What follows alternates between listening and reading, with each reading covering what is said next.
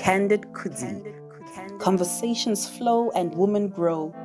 We break taboos, build strong bridges through shared experiences and empowering stories.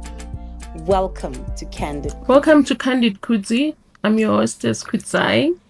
So today is supposed to be lesson number 42. But yesterday, at lesson number 43, when we were talking about who you marry, I just remembered I've never really shared the story of how we got together. So, Brother Femi was a brother in church, very zealous, very...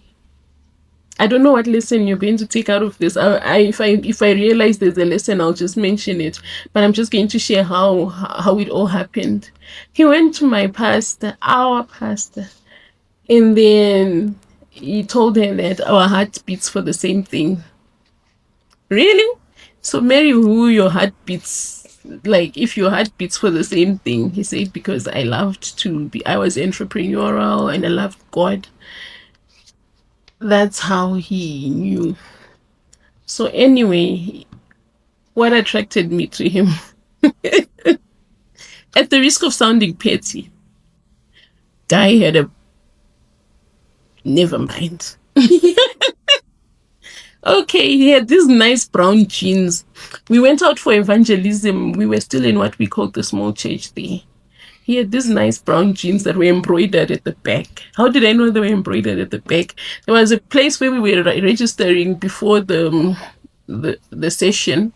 So he came, I was sitting. Then he came to the desk. So I was sitting on the other side of the desk. So he came and then he bent down to sign his name. Boy, the view from the back, I can never forget it. And whenever I told him that story, he would say, sister, you went to church to look at people's bums and not to look for Jesus. I wasn't looking for anyone's bums, or I was just... It came in my front. I saw it. I liked it. No, but anyway, I liked that. He was my friend. He was very friendly to me. The other day I was going through emails when I used to work at Transworld. He never used to entertain stories of me and my then ex-boyfriend. He really didn't want... I guess in retrospect, he didn't want to be accused of influencing my decision to leave, to walk away, or whatever.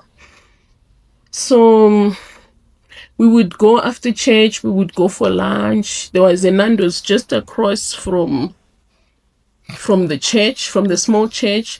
We would sit there for hours. We would lose track of time, talking about God knows what. We would just be talking and talking until we lost track of time. And on that particular Sunday, he just said to me, as we were standing by a bean on Bramfontein waiting for a taxi to take me home, he said, I want to marry you. I was shocked, to say the least. Lest I save this. Should I save this story for another day? I don't know. But what I learned is the guy was intentional. So I asked him, how do I know that this is for real? He said, I've prayed about it. I've even spoken to my pastor about it. Said, you spoke to your... Who? Said, you talked to Mommy J. He told him.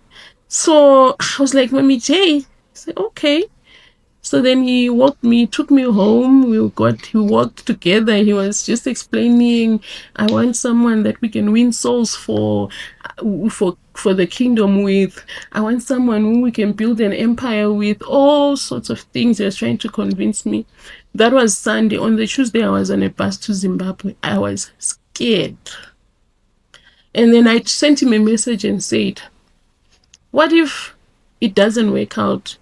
And then what it means is I would have lost not just a relationship, but also a friend in you. Because people never date and then go back to being friends again. Then he says, but what if we don't break up? And the rest, they say, is history. So I just thought to share that.